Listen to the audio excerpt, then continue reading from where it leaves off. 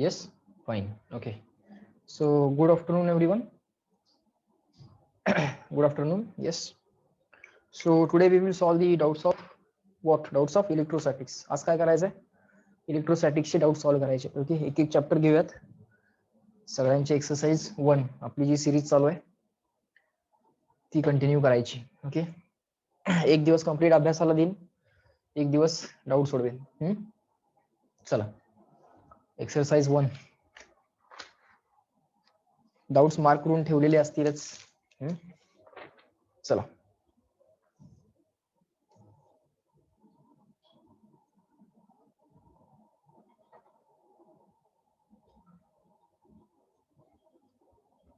fine. So let us start. Just give me 1 second for first.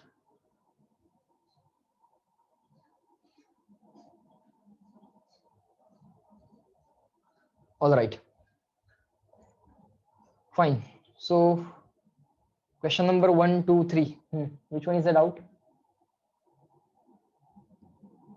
Which one is the doubt? 1, 2, 3.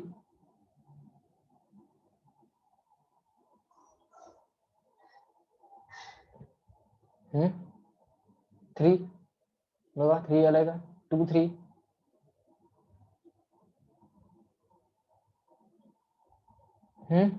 2, 3. Any doubt?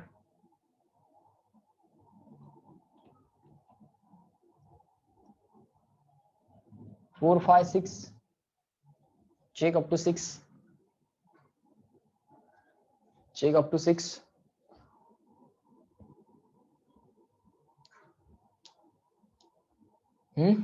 No? Up to 6. Fine. 7, 8, 9. 7, 8, 7. Check how to solve question number 7. Check how to solve question number 7. Write along with me. Even if you have solved it, just write along with me. One more time practice.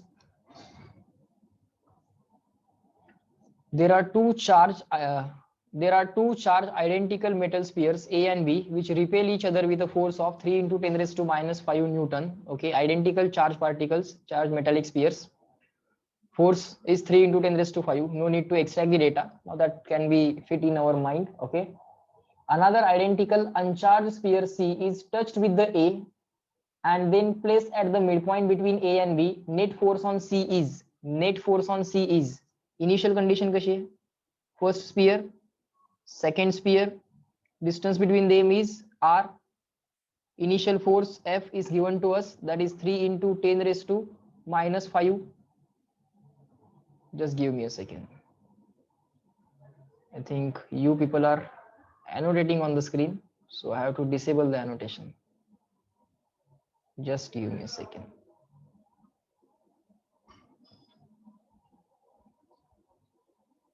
Fine. Shared screen है ना? Fine.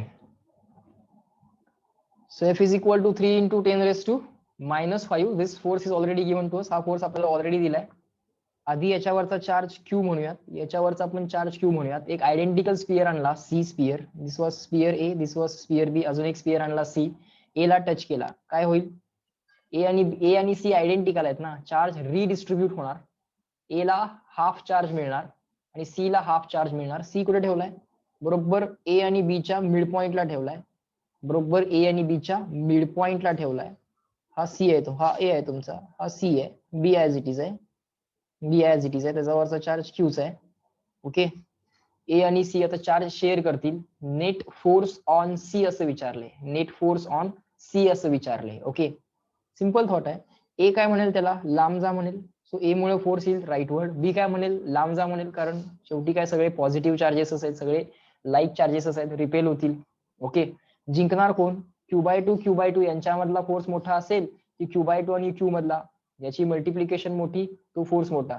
ही multiplication येणार Q²/4 आणि ही multiplication येणार Q²/2. म्हणजे of course B वाल्याचा force जिंकणार. So C वरती force on C by A आणि force on C by B. जिंकणार कोण आहे? बी वाल्याचा फोर्स जिंकणार आहे. सो कॅल्क्युलेट करूयात बी वाल्याचा फोर्स मायनस ए वाल्याचा force. So net force on C is equal to of course 1/4πε0 म्हणजे के. ओके, तो जो के असतो 1/4πε0 के जो असतो तो के स्मॉल के असतो. ओके, आणि इप्सिलॉन आर रिलेटिव्ह परमिटिव्हिटी त्याचा जो काही के असतो तो मात्र डायइलेक्ट्रिक कॉन्स्टंट जो असतो तो मात्र कॅपिटल के असतो. आजूबाजूची इन्फॉर्मेशन पण ऐकायची. स्मॉल के जो असतो तो 1/4πε0 आणि कॅपिटल के जो असतो तो डायइलेक्ट्रिक कॉन्स्टंट किंवा इप्सिलॉन आर असतो. ओके, सो 1/4πε0 म्हणजे small K. Q1 Q2 upon R, sorry पहिल्यांदा याचा फोर्स लिहायचा ना बी वाल्याचा. Q1 Q2 upon R square. Q1 आहे Q, Q2 आहे Q/2, Q into Q/2 Q square upon 2. Okay, 1/4πε0 Q1 Q2 झाला अपॉन आर स्क्वेअर. आता ह्या दोघांमध्ये डिस्टन्स किती असणार? हे आर आहे, हे टोटल डिस्टन्स आर आहे. त्याच्या हाफ डिस्टन्स बरोबर मिड पॉईंटला ठेवल्यामुळे हाफ डिस्टन्स असणार r/2. त्या r/2 चा स्क्वेअर, त्या r/2 चा काय करा? स्क्वेअर करा. आन्सर काय आलं? हा 1/2 चा स्क्वेअर म्हणजे 1/4. हा 1/4 वरती गेला, 4/2 आलं 2. So 2 into K into Q square upon 2 असा फोर्स आला पहिल्यांदा. Force on C by B, force on C by B. तसाच कॅल्क्युलेट करा force on C by A. तो काय येणार? Q1 Q2 upon R, K into Q1 Q2 upon R square. तो calculate करा. सो के Q1 किती आहे? Q/2. Q2 किती आहे? Q/2. Q1 Q2 मल्टिप्लिकेशन किती होणार? Q square upon 4 upon R square. R किती आहे? r/2. त्या r/2 चा स्क्वेअर. 1/2 चा स्क्वेअर 1/4. तो 1/4 4 वरती गेला, 4 ला 4 कॅन्सल झाला. आन्सर किती आलं? K into Q square upon 4 ला 4 कॅन्सल झाले, K into Q square upon R square एवढं शिल्लक राहील. सर इथे एक आर स्क्वेअर राहिला आहे, बरोबर ना? r/2 चा स्क्वेअर झाला होता, तो आर स्क्वेअर अपॉन 4 होणार आहे, तो 4 वरती गेला होता.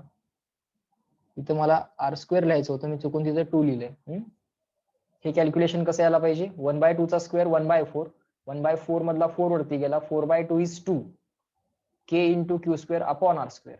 So 2 into K into Q square upon R square असं ते पाहिजे होतं. ओके, आता सी वरचा नेट फोर्स कुठला येणार? किती येणार? बी वरचा, बी मुळे येणारा फोर्स मायनस ए मुळे येणारा force. So that will be the net force. Force due to B on, force on C by B minus force on C by A. B मुळे आलेला फोर्स मायनस ए मुळे आलेला force. This minus this, K Q square upon R square, K Q square upon R square common into bracket. इथं 2 येणार, इथं 1 येणार. 2 - 1 त्याचा answer येणार 1. ओके, सो हे झालं आन्सर. सो काय आलं? K into Q square of course upon R square आहे. 2 - 1 1 आहे, लिहायची काही गरज नाही. This is the net force on C, this is the net force on C. पण मला सांगा, हा जो काय फोर्स एफ होता तो ऑलरेडी त्यांनी दिलेला आहे. ए आणि बी मधला फोर्स त्यांनी ऑलरेडी दिलेला आहे. तो किती आहे? तो 3 × 10⁻⁵ आहे. मग आता आपल्याला न्यूमरिकल व्हॅल्यू पाहिजे आहे ना. ठीक आहे, याला 1 म्हणा. आणि आधीचा जो काय फोर्स दिला होता, फोर्स बिटवीन ए अँड बी, तो किती होता? के इंटू ए वरचा चार्ज इंटू बी वरचा चार्ज अपॉन डिस्टन्स बिटवीन देमचा स्क्वेअर. ए वरचा चार्ज क्यू आहे, बी वरचा चार्ज क्यू आहे, upon distance between them R आहे. याची व्हॅल्यू काय दिली होती? याची व्हॅल्यू 3 × 10⁻⁵ दिली होती. तीच व्हॅल्यू परत आली की. सो इज इक्वल टू लिहून टाका 3 × 10⁻⁵. कुठला ऑप्शन सिलेक्ट करणार? सेम फोर्स काय बदलला नाही. नेट फोर्स ऑन सी ए आणि बी मध्ये जेवढा होता तेवढा झाला. So option number D Delhi select करा. चॅट बॉक्स मध्ये रिप्लाय करा. CW क्लिअर अँड रिटर्न लिहून घ्या, कॅल्क्युलेट करा, एकदा हाताखालून ते जाऊ दे. काय काय केलं समजलं का? जरा बघा. सी काय केला होता? ए ला टच केला होता. मग सी आणि ए मध्ये चार्ज शेअरिंग होणार, दोघं आयडेंटिकल आहेत, निम्मे निम्मे चार्ज मिळतील. सी काय आधी अनचार्ज होता ना, तो ए ला टच केला, सी ला Q/2 मिळेल, ए ला Q/2 मिळेल. सी वरचा नेट फोर्स विचारलाय. ठीक आहे, नेट फोर्स काढायचा कसा असतो? ए मुळे किती आलाय बघा, बी मुळे किती आलाय बघा. आता नेट राईटवर्ड काढा किंवा नेट लेफ्टवर्ड काढा, कोण मोठा आहे बघा. त्या हिशोबानं नेट फोर्स काढा. आता फायनल आन्सर काढताना काय केलं? फक्त फायनल आन्सर काढताना K into Q square upon R square ची व्हॅल्यू माहित नाहीये, म्हणून काय केलं? जी व्हॅल्यू दिली आहे फोर्सची ती व्हॅल्यू म्हणजे नक्की काय आहे त्यासाठी इक्वेशन लिहिलं. मग असं सापडलं की K into Q square upon R square ची डायरेक्ट व्हॅल्यू त्यांनी ऑलरेडी दिलेलीच होती. मग तेच तुमचं उत्तर झालं. These many newton. Next up to 9.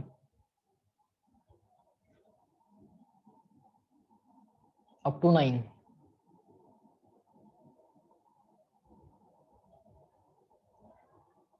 10,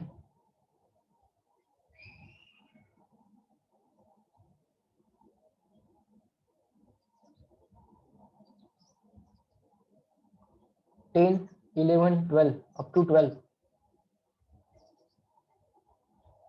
up to 12, 10. Question number 10 बघा बाळांनो, काय काय केलंय, कसं सॉल्व्ह करायचं समजून घेऊयात. The electric strength of the air is these many Newton per coulomb. अरे न्यूटन पर कुलोम दिलाय म्हणजे electric field. Okay, air maximum किती इलेक्ट्रिक फील्ड सहन करू शकते, how much maximum electric field air can sustain, त्याला इलेक्ट्रिक स्ट्रेंथ असं म्हणायचं किंवा डायइलेक्ट्रिक स्ट्रेंथ असं म्हणायचं. Okay, that value is given to us. What is that value? 2 into 10 raised to 7 Newton per coulomb. Okay, the maximum charge that a metallic sphere of diameter 6 millimeter can hold is.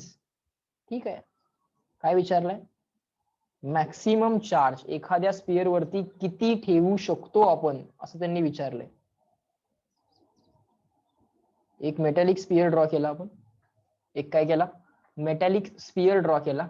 Fine, आता हा metallic sphere draw करून आपण काय करायचं, याच्यावरती maximum किती charge store करू शकतोय, याच्यावरती आपण मॅक्सिमम किती चार्ज स्टोअर करू शकतोय हे आपण बघायचंय. ओके, सिंपल थॉट आहे, आपण याच्यावरती चार्ज स्टोअर करायलोय. ते चार्ज स्टोअर केल्यामुळे काय होत जाणार आहे, हा चार्ज स्टोअर करत जात असल्यामुळे ऑफकोर्स याला काहीतरी रेडियस डायमीटर काहीतरी असेलच. काय होणार आहे, या स्पियरमुळं त्याच्या अराउंडच्या रिजन मध्ये इलेक्ट्रिक फील्ड तयार होणार. ओके, आता ह्याच्या अराउंडचा जो काही रिजन आहे हा मॅक्सिमम किती इलेक्ट्रिक फील्ड सहन करू शकतो, 2 into 10 raised to 7. अदरवाईज तो त्याच्यापेक्षा जर जास्त इलेक्ट्रिक फील्ड जर झाली तर मात्र तो काय होतो, ब्रेकडाऊन होतो, डायइलेक्ट्रिक ब्रेकडाऊन होतो. तो डायइलेक्ट्रिक आता नॉन कंडक्टर राहणार नाही, तो मे बी कंडक्ट करेल म्हणजे काय, हा चार्ज काय ह्या स्पियर वरती राहू शकणार नाही, तो डायइलेक्ट्रिक मध्ये फ्लो व्हायला चालू होईल, असं त्याचं मिनिंग आहे. इथपर्यंत डिस्कशन कळालं का, मला स्मॉल सी रिप्लाय करा. जेव्हा ह्या कंडक्टर वरती तुम्ही चार्ज स्टोअर करायला चालू करता, याच्या अराउंडच्या रिजन मध्ये इलेक्ट्रिक फील्ड तयार होते, चार्ज वाढवला की इलेक्ट्रिक फील्ड वाढते. ती व्हॅल्यू जर फार जास्त वाढली की 2 into 10 raised to 7 पेक्षा जर जास्त झाली तर डायइलेक्ट्रिक ब्रेकडाऊन होतं, म्हणजे आता ते डायइलेक्ट्रिक इन्सुलेटर राहत नाही, त्याच्यामधून आता चार्ज फ्लो पॉसिबल आहे, म्हणजे तो चार्ज आता या स्पियर वरती राहणार नाही, तो फ्लो होईल, असं त्याचं मिनिंग आहे. मग मॅक्सिमम पॉसिबल चार्ज किती असेल असं त्यांनी विचारलेलं आहे. Is that clear? Reply me small C. बघू आपण सॉल्व्ह कसं करायचं. आपण एक लॉजिक तर डिझाईन केलं, एक लॉजिक मी डिझाईन काय केलं, एक बाबा maximum value of electric field किती आहे या रिजन मध्ये जी सहन करू शकतो तो, ती व्हॅल्यू मी काढणार. आता कंडक्टरच्या आत, या कंडक्टरच्या आत इनसाइड एनिवेअर तर इलेक्ट्रिक फील्ड 0 आहे, जी काय फील्ड असणार आहे ती आउटसाइडच असणार आहे, आणि आउटसाइडची इलेक्ट्रिक फील्ड तुम्हाला माहिती आहे, it is proportional to 1/r². मग ती मॅक्सिमम कुठं आहे, इनसाइड तर 0 आहे, आउटसाइड 1/r² च्या हिशोबाने कमी व्हायला लागली, मग मॅक्सिमम कुठं आहे, ऑन सरफेस मॅक्सिमम आहे. ठीक आहे, ऑन सरफेस मॅक्सिमम आहे ना, सरफेस वरची इलेक्ट्रिक फील्ड काढा, किती असते ती, के म्हणजे तुमचा 1/4πε0 स्मॉल के, आणि तो डायइलेक्ट्रिक कॉन्स्टंट जो असतो तो मात्र तुमचा कॅपिटल के. विसरायचं नाही, ते कन्व्हेन्शन जे सांगतोय ते लक्षात ठेवा. 1/4πε0 Q/r², इलेक्ट्रिक फील्ड ना, electric field due to the sphere on the surface, Q/r². ईच्या मॅक्सिमम व्हॅल्यूला आम्हाला ऑलरेडी इथं घ्यायचं आहे, किंवा ईची मॅक्सिमम व्हॅल्यू आम्हाला ऑलरेडी दिलेली आहे. क्यूची मॅक्सिमम व्हॅल्यू आम्हाला कॅल्क्युलेट करायची आहे, ठीक आहे. Q max is equal to, arrange करा, Q max is equal to काय अरेंज होते बघा, हे E max into r², divided by जो काही के आहे तो, ई मॅक्स ची व्हॅल्यू सबस्टिट्यूट करा, 2 into 10 raised to 7 करा, रफ कॅल्क्युलेशन करा माझ्या बरोबर. त्यानंतर हा ई मॅक्स झाला इंटू r², रेडियस किती येणार आहे बघा, डायमीटर दिलाय 6 मिलीमीटर, लिहून घेत बसू नका, डायमीटर दिलाय ना 6 मिलीमीटर, मनातल्या मनात करा, radius equal to 3 millimetre, 3 into 10 raised to, milli म्हणजे 10 raised to -3, त्या रेडियसचा स्क्वेअर करायचं, हे स्क्वेअर क्यूब स्क्वेअर रूट वगैरे विसरायचे नाहीत.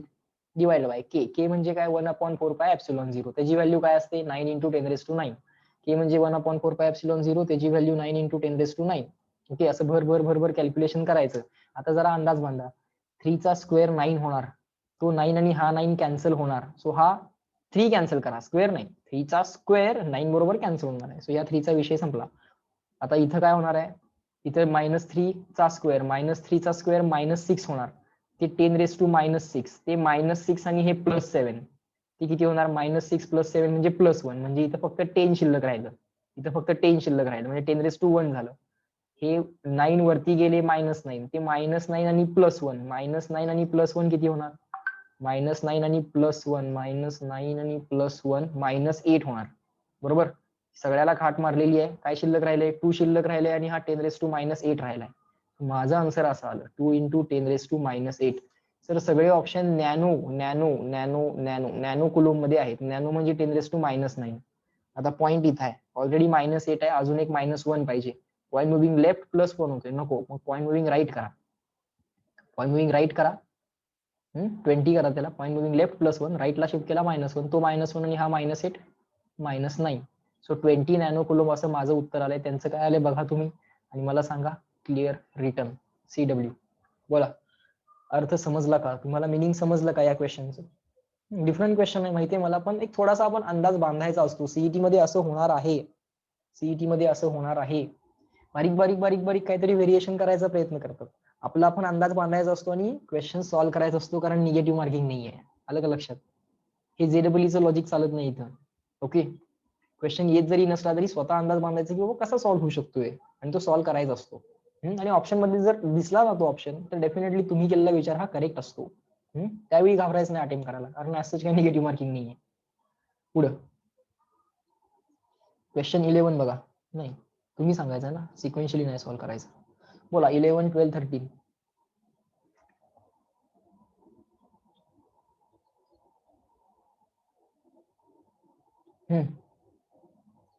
अप टू 13 बघा. क्वेश्चन 13 आपल्या मॉड्यूल मध्ये हा एक स्टँडर्ड रिझल्ट देऊन ठेवलाय. तुम्ही जर मॉड्यूल बघितलं आपलं, तर तिथे हा एक स्टँडर्ड रिझल्ट देऊन ठेवलेला आहे क्वेश्चन नंबर 13चा. ओके, वास्तू मी, लक्ष द्या. 4 charges equal to -q are placed at the 4 corners of the square, 4 corners of the square, and a charge small q is at the center. If the system is in equilibrium, then the value of small q is. Simple आहे. पहिल्यांदा एक thought समजून घ्या इक्विलिब्रियमचा. इथं -q आहे, इथं -q आहे. Question वाचून हे समजलं पाहिजे की at the 4 corners of this square there are -2 charges. Now for this system to be in equilibrium, मध्ये जो काय चार्ज पाहिजे तो अपोजिट नेचरचाच पाहिजे. म्हणजे कॉर्नरला जर पॉझिटिव्ह चार्जेस असतील तर मध्ये निगेटिव्हच पाहिजे, आणि कॉर्नरला जर निगेटिव्ह असतील तर मध्ये पॉझिटिव्हच पाहिजे. आता कसं आहे, आता कॉर्नरला निगेटिव्ह आहे, मग मध्ये कुठला पाहिजे, मध्ये सर पॉझिटिव्हच पाहिजे, बरोबर. आता ऑप्शन मध्ये बघा ना, या क्यूचा आन्सर तुम्हाला विचारले, for this system to be in equilibrium. क्यूचा आन्सर त्यांनी आपल्याला विचारले, Q equal to question mark. अरे हे चार्जेस निगेटिव्ह आहेत, हे चार्जेस निगेटिव्ह आहेत. क्यू हा एक आकडा आहे, -q हा निगेटिव्ह आकडा आहे, क्यू हा एक नंबर आहे, -q हा निगेटिव्ह नंबर आहे. सो आता हा जो काही क्यू येणार, स्मॉल क्यू जो काय येणार, तो पॉझिटिव्हच यायला पाहिजे. सो ऑप्शन्स मध्ये जरा बघा, पॉझिटिव्ह क्यू वाले किती ऑप्शन्स आहेत, 2 ऑप्शन्स आहेत, 2 ऑप्शन्स आहेत. हे निगेटिव्ह क्यू वाले तर गेले, कारण ह्या सिस्टीम मध्ये जर मधला चार्ज निगेटिव्ह झाला ना, हे चारीच्या चारी लांब जायला चालू होतील. मग इक्विलिब्रियम कसलं, मोशन असेल तर इक्विलिब्रियम कसली, मोशन नको आहे ना, नेट फोर्स 0 पाहिजे आणि मोशन पण नको आहे. सो मधला चार्ज हा पॉझिटिव्ह पाहिजे, कारण हे कॉर्नरवाले निगेटिव्ह आहेत, कॉर्नरवाल्यांना धरून ठेवायचं ऍज इट इज. ओके, कॉर्नरवाले एकमेकांना रिपेल करायला लागलेत. हा जर मधला नसता तर कॉर्नरवाले आपोआप लांब गेले असते, पण त्यांना धरून ठेवायला इथं मध्ये एक तुम्हाला पॉझिटिव्ह चार्ज पाहिजे. सो ऑप्शन ए आणि सी तर गेला. सो आता जर तुम्ही गेस मारला तर तो बी आणि डी मध्येच मारला पाहिजे, बी आणि डी मध्येच मारला पाहिजे. आणि मॉड्यूल मध्ये याचा रिझल्ट पण आहे, एक दिलाय तुम्हाला. स्क्वेअर असेल तर सेंटरला किती चार्ज ठेवायचा so that there will be equilibrium. Triangle असेल तर सेंटरला किती चार्ज ठेवायचा so that there will be equilibrium. Okay, किंवा दोनच चार्जेस दिले, एक इथं दिला क्यू आणि इथं दिला क्यू, मग यांच्यामध्ये नक्की किती चार्ज ठेवायचा. ऑफकोर्स हे जर दोन पॉझिटिव्ह असतील तर इथं निगेटिव्ह पाहिजे. मग इथं नक्की किती चार्ज ठेवायचा, 2 जण असतील तर, so that the system will be in equilibrium. मग 2 असतील, 3 म्हणून ट्रायंगल असेल, 4 म्हणून स्क्वेअर असेल. त्याचे स्टँडर्ड रिझल्ट मॉड्यूल मध्ये देऊन ठेवले आहेत, ते फक्त नोट मध्ये तुमच्या ऍड करून ठेवा. आता आपण याला कॅल्क्युलेट करूया. थॉट सिंपल आहे. कॅल्क्युलेशन कसं असतं बघा, याच्यावरचा जो काय नेट फोर्स आहे तो 0 असलाच पाहिजे, तो येणार आहेच, नो डाऊट. म्हणजे इथं काय कॅल्क्युलेशन असंच करू नका, कारण अदरवाईज स्मॉल क्यू कॅन्सल होतो इक्वेशन मध्ये. क्यू वरचा नेट फोर्स 0 जर तुम्ही केला तर स्मॉल क्यूज इक्वेशन मधनं कॅन्सल होतो आणि तुम्हाला क्यू काढायचा आहे. म्हणजे इथं कॅल्क्युलेशन करून काहीही उपयोग नसतो, हे लक्षात घ्या. कॅल्क्युलेशन कुठल्या तरी एका कॉर्नरला करायचं असते. कॅल्क्युलेशन कुठल्या तरी एका कॉर्नरला करायचं असते, ठीक आहे. या दोघांमध्ये फोर्स किती येणार तो पहिल्यांदा कॅल्क्युलेट करा. पहिल्यांदा स्क्वेअरची साईड किती घेऊयात, स्क्वेअरची साईड घ्या आर, स्क्वेअरची साईड घ्या आर. पहिल्यांदा या दोघांमधला फोर्स काढा, याच्यावरचा फोर्स काढायचा आहे. सो याच्या हा चार्ज म्हणून त्याला लांब जा. So K into Q one Q two upon R square, त्या हिशोबानं K into Q square upon दोघांमधलं डिस्टन्स आहे आर अपॉन आर स्क्वेअर. तसा हा चार्ज काय म्हणेल त्याला लांब जा. अजून एक फोर्स आला, किती आला, K into Q one Q two upon R square. आता न्यूमरिकल व्हॅल्यूज टाकायचे, तर तुम्ही प्लस क्यू टाकताय मायनस क्यू टाकताय, डझंट मॅटर. ओके, आता न्यूमरिकल व्हॅल्यू काढायचे, कारण एरोनं आपण ऑलरेडी डायरेक्शन दाखवायला लागलोय. आता हा मायनस क्यू आणि हा मायनस क्यू यांच्यामध्ये रिपल्शन असेल, तो पण म्हणेल ह्याला लांब जा, तो पण ह्याला काय म्हणेल लांब जा, ठीक आहे.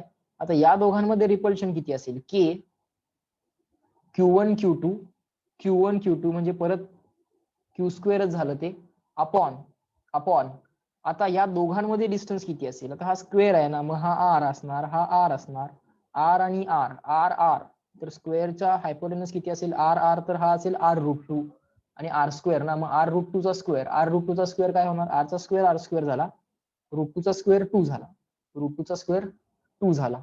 ओके, सो असे 3 फोर्सेस आले. आता हे 3 फोर्सेस मी काय करतो, ड्रॉ करतो परत एकदा. त्या कॉर्नरवरच्या चार्ज वरती असे 3 फोर्सेस आले,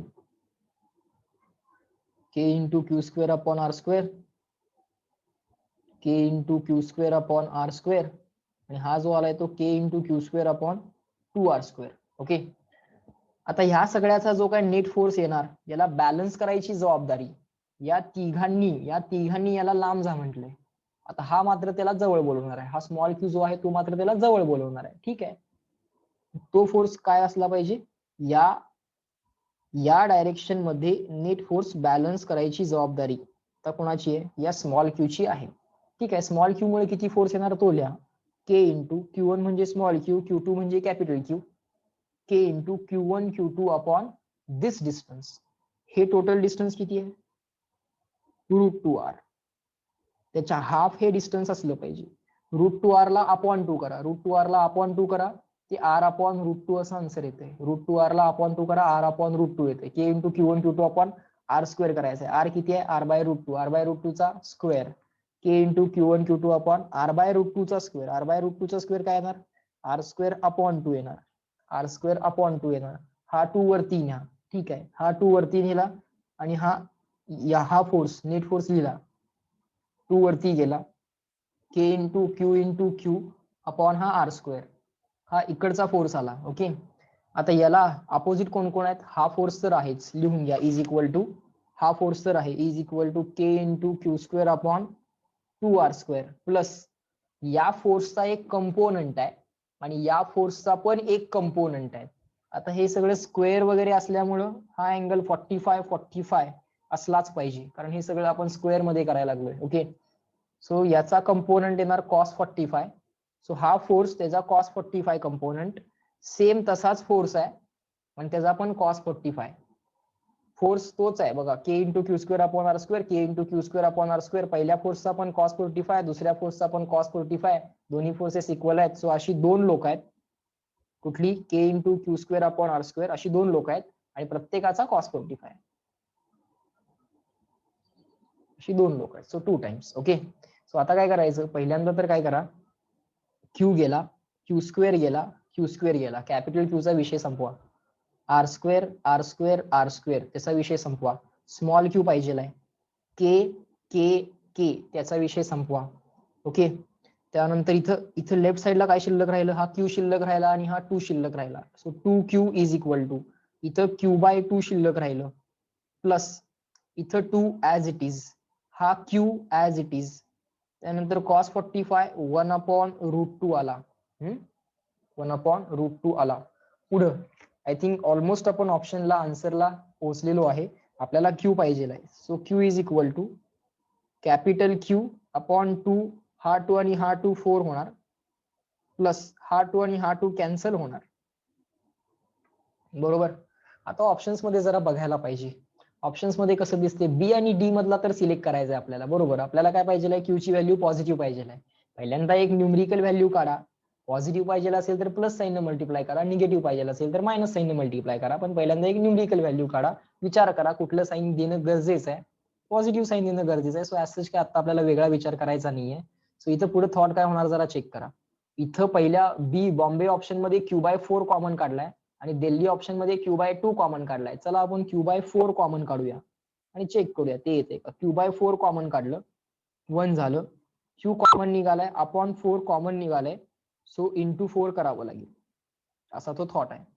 काय केलं कळालं का बघा. Q/4 कॉमन काढलाय, Q कॉमन काढा पहिला, Q कॉमन काढला, Q कॉमन काढला. आता 4 कॉमन काढा, 4 कॉमन काढला. इथनं 4 कॉमन काढलाय म्हणजे खाली पण 4 मल्टिप्लाय करा, वरती पण 4 मल्टिप्लाय करा, हा 4 कॉमन काढा, वरचा 4 ऍज इट इज राहील, हा √2 ऍज इट इज राहील, असा तो विचार करा. ओके. सो आय थिंक उत्तर आलेलं आहे. Q/4 इंटू ब्रॅकेट 1 प्लस, आता 4 अपॉन √2, 4 अपॉन √2, 4 ला काय लिहिता येते, 2 इंटू 2, 2 इंटू 2 अपॉन √2, 4 ला लिहिता येते 2 इंटू 2. आता √2 आणि 2 कॅन्सल झाला, उत्तर आलं 2√2. Okay. So 1 plus 2 √2, Q/4 into bracket 1 plus 2 √2. This is a standard result. Okay. If you refer the solved example in the module, then you will get this there. Okay. Reply in the chat box, clear and written. CW. Check करा समजलंय का, काय काय केलंय, forces कशी resolve केली, balance कसा केला. Write it down and let me no.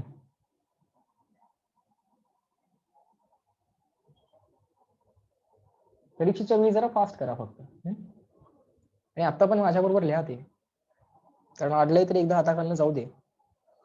Fine. Next up to 16.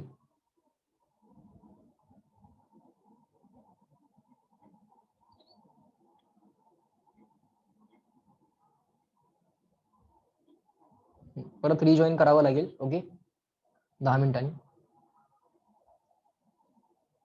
स्क्रीनवरचा जो पोर्शन तुम्हाला झूम करायचा आहे तो तुम्ही झूम करू शकता. ओके. क्वेश्चन बघायचा आहे, क्वेश्चन झूम करा. लेफ्ट राईटला स्लाइड करायचा आहे, करू शकता. पेजवरचं लिहिलेलं झूम करायचं आहे, तेही करू शकता. Up to 16.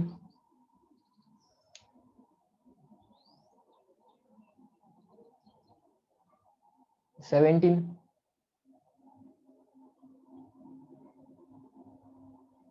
W is equal to VQ. 17 ला V म्हणजे actually potential difference, final minus initial. A to B म्हटले म्हणजे B तुमचा फायनल पॉइंट आहे.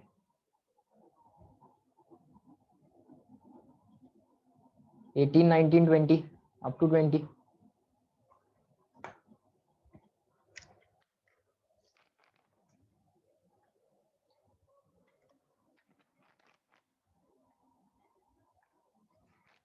up to 20.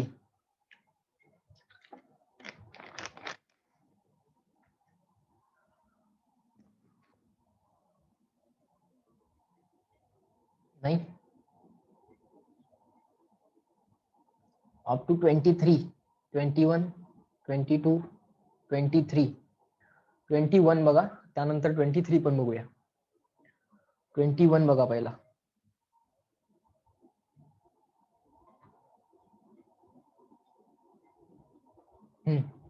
If infinite parallel plane sheet of the metal, infinite parallel plane sheet, okay, infinite एक parallel plane sheet दिलेली आहे, exceeds up to, sorry, extends up to infinity.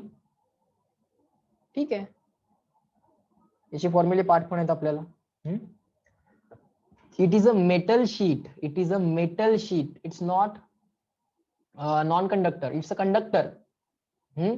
May be इथंच चुकलं असेल. Sigma upon epsilon म्हणायचं की sigma upon 2 epsilon म्हणायचं, तिथं मिस्टेक झाली असेल. ओके. ही मेटल शीट आहे. मग आन्सर काय असतं इलेक्ट्रिक फील्डचं? इलेक्ट्रिक फील्डचं आन्सर असते सिग्मा अपॉन एप्सिलॉन. आणि इन्सुलेटर जर असेल तर सिग्मा अपॉन 2 एप्सिलॉन. मेटल आहे ना, कंडक्टर आहे. पुढे बघूया काय म्हटलंय. If a infinite parallel plane sheet of a metal is charged to a charge density sigma coulomb per square meter, ठीक आहे, sigma coulomb per square meter, charge upon area, बरोबर, in a medium of dielectric constant K, बघा हा के capital आहे, बरोबर केले त्यांनी, तो के कॅपिटलच असला पाहिजे, डायइलेक्ट्रिक कॉन्स्टंटचा के कॅपिटल असतो, आणि 1/4πε झिरोचा जो काही के म्हणतो तुम्ही त्याला 1/4πε0 याला जे काही के म्हणतात ते के स्मॉल असतं. Intensity of electric field near the metallic surface will be, near the metallic surface will be anywhere outside, formula काय असतो आपला, सिग्मा अपॉन 2ε, पण तो सिग्मा अपॉन 2ε केव्हा, जेव्हा तुमच्याकडं नॉन कंडक्टिंग शीट आहे. आता शीट कुठली दिली आहे, कंडक्टिंग शीट दिली आहे ना, कंडक्टिंग शीट दिली तर उत्तर काय असते बा, सिग्मा अपॉन इप्सिलॉन असतोय. पण सर आता इप्सिलॉन 0 के पण म्हटलं पाहिजे कारण मीडियम पण आहे, so sigma upon epsilon 0 K. मी ऑप्शन कुठला सिलेक्ट करणार, ऑप्शन 1 ए सिलेक्ट करणार. Is that clear, reply me CW, reply me CW.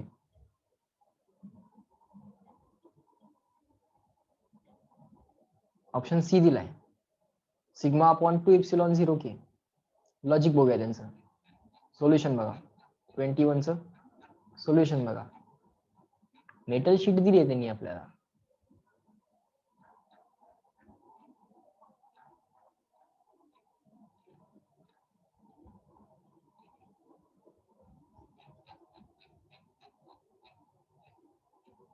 Confirm तर आहोत आपण, सेम क्वेश्चन आपण ऑलरेडी मॉड्यूल मध्ये सोडवलेला पण आहे, so we are quite sure.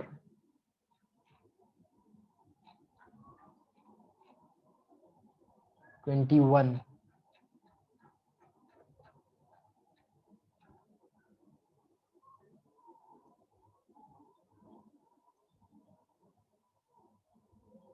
We have E is equal to sigma upon 2ε, पण त्यांनी ते कंडक्टर नॉन कंडक्टर असं डायरेक्टली विचारच नाही केला, त्यांनी फक्त इनफानाइट प्लेन शीट असा विचार केलाय, पण त्यांनी ती मेटल शीट दिली आहे, सो फॉर्म्युला त्यांनी लिहायला चुकलेले आहेत, त्यांनी लिहायला काय पाहिजे होतं, सिग्मा अपॉन इप्सिलॉन लिहायला पाहिजे होतं. Okay, there is mistake, okay, here there is mistake, okay, we have to correct them.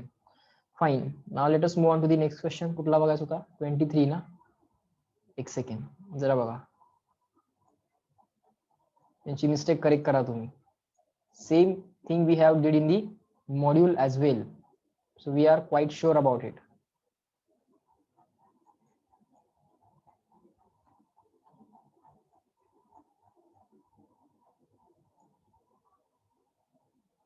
हम्म 21 झाला, 23 जरा बघा. Charge Q1 of 6 nano coulomb, charge Q1 of 6 nano coulomb is on the y axis at y equal to +3. ठीक आहे, XY axis वरती काहीतरी charge distribution दिसते, system दिसते, चार्जची अरेंजमेंट दिसते. 6 nano coulomb is on the y axis at y equal to +3 centimeter and charge Q2 equal to -6 nano coulomb is on the y axis at y equal to -3. ठीक आहे, एक +6 आहे 3 ला आणि एक -6 आहे -3 ला. ठीक आहे, calculate the force on the test charge Q0 placed on the X axis at x equal to 4 centimetre. Okay, किती सिंपल आहे बघा logic. Question number 23, resultant force काढायचा, काय नाही, पहिला फोर्स काढायचा, दुसरा फोर्स काढायचा. पहिल्या फोर्सला XY मध्ये रिझॉल्व्ह करायचं, एक्स कंपोनंट आणि वाय कंपोनंट, दुसऱ्या फोर्सला पण एक्स कंपोनंट आणि वाय कंपोनंट मध्ये रिझॉल्व्ह करायचं. नेट एक्स कंपोनंट काढायचा असतो, नेट वाय कंपोनंट काढायचा असतो, आणि परत अंडर रूट एक्स स्क्वेअरचा एक्स कंपोनंटचा स्क्वेअर प्लस वाय कंपोनंटचा स्क्वेअर करून मॅग्निट्यूड काढू शकता. ठीक आहे, आता जरा विचार करा, y इक्वल टू +3 सेंटीमीटर, म्हणजे हे 3 centimetre, y equal to -3 centimetre. So एक चार्ज इथं आहे +6 नॅनो कुलम, एक चार्ज इथं आहे -6 नॅनो कुलम, आणि इथे एक टेस्ट चार्ज आहे Q0, तो किती आहे 2 नॅनो कुलम, तो आहे 2 nano coulomb. Simple simple thought आहे. मला सांगा आता हे दोन्ही चार्ज मॅग्निट्यूड मध्ये इक्वल आहेत. ओके, आता हा पॉझिटिव्ह आहे आणि हा पॉझिटिव्ह आहे, पॉझिटिव्ह पॉझिटिव्ह काय असेल बा, रिपल्शन असेल, पॉझिटिव्ह पॉझिटिव्ह काय असेल, रिपल्शन. पॉझिटिव्ह निगेटिव्ह काय असेल बा, अट्रॅक्शन, पॉझिटिव्ह निगेटिव्ह काय असेल, अट्रॅक्शन. बरं, हे दोन्ही चार्जेस इक्वल आहेत, सॉरी 6 6 इक्वल आहेत, 6 आणि 2 6 आणि 2, इथं पण 6 आणि 2 हेच चार्जेस आहेत, इथं पण 6 आणि 2 हेच चार्जेस आहेत, म्हणजे Q1 Q2 Q1 Q2 same आहे. या फोर्स साठी Q1 Q2 आणि या फोर्स साठी Q1 Q2 सेम आहे अपॉन आर स्क्वेअर. हे जे काय डिस्टन्स आहे, हे जे काय डिस्टन्स आहे आणि हे जे काय डिस्टन्स आहे, हे दोन्ही डिस्टन्सेस पण सेम आहेत. ओके, सो हे जे काय हा जो काय फोर्स आहे एफ आणि हा जो काय फोर्स आहे एफ, याला F1 F2 म्हणायची काही गरज नाही. दोन वेगळे वेगळे फोर्स ऍक्ट नाही होणार, मॅग्निट्यूड मध्ये सेम असतील, डायरेक्शन कशा असतील कळल्या का बघा. हा पॉझिटिव्ह आहे, हा पॉझिटिव्ह आहे, याच्यावरचा फोर्स पाहिजे आहे. हा काय म्हणेल, लांब जा म्हणेल. हा काय निगेटिव्ह आहे, तो त्याला जवळ ये म्हणेल. सिंपल थॉट आहे. आता या फोर्सचा आणि या फोर्सचा या फोर्सचा एक्स कंपोनंट असा येईल, वाय कंपोनंट खाली येईल, आणि या फोर्सचा एक्स कंपोनंट असा येईल आणि वाय कंपोनंट खाली येईल. सो ऑफकोर्स हे दोन्ही फोर्सेस इक्वल आहेत. सिमेट्री असल्यामुळे हा अँगल आणि हा अँगल पण सेम असणार आहे. सो हे जे काही कंपोनंट्स आहेत हे एकमेकांना कॅन्सल करणार आहेत, आणि जो काही नेट फोर्स येणार आहे तो डाऊनवर्ड येणार आहे. जो काही नेट फोर्स येणार आहे तो कसा येणार आहे, डाऊनवर्ड येणार आहे. डाऊनवर्ड येणार आहे म्हणजे मायनस जे कॅप असा त्याचा युनिट वेक्टर असला पाहिजे. आता मायनस जे कॅप वाले किती ऑप्शन आहेत, हे प्लस जे कॅप आहे, हे प्लस जे कॅप आहे. ऑप्शन बॉम्बे आणि दिल्ली तर इलिमिनेट झाले. राहिला प्रश्न ए आणि सी चा. याच्यामध्ये अगदीच टाइम नसेल, शेवटचा अगदीच 1 मिनिट राहिला असेल तर तुम्ही गेस माराल ए आणि सी मध्ये. नसेल तर आता आपण कॅल्क्युलेशन करणार. मी कॅल्क्युलेशन तुम्हाला करून दाखवतो. पहिल्यांदा या एफ ची व्हॅल्यू काढूयात. या एफ ची व्हॅल्यू किती येणार, अगदी simple, K into Q1 Q2 upon R square. Okay, त्या फोर्सची व्हॅल्यू किती आली, K into Q1 Q2 upon R square. पहिल्यांदा करूयात. के म्हणजे आपला 9 × 10⁻⁹ येणार तो, बरोबर. सो डायरेक्टली लिहिला मी इथं 9 × 10⁻⁹ K into Q1 Q2, 6 nano coulomb into 2 nano coulomb, 6 into 2 12 nano into nano म्हणजे 10⁻⁻9 इंटू 10⁻⁻9 10⁻18, आणि 6 इंटू 2 म्हणजे 12. So 12 into 10⁻⁻18 K into Q1 Q2 upon R square. आता हे डिस्टन्स 3 आहे आणि हे डिस्टन्स 2 आहे. हे 3 आणि 2 मग त्याचा रिझल्टंट किती येणार, √3² प्लस 2². ह्या तिरक्या डिस्टन्सची व्हॅल्यू किती आली, त्या तिरक्या डिस्टन्सची व्हॅल्यू आली √3²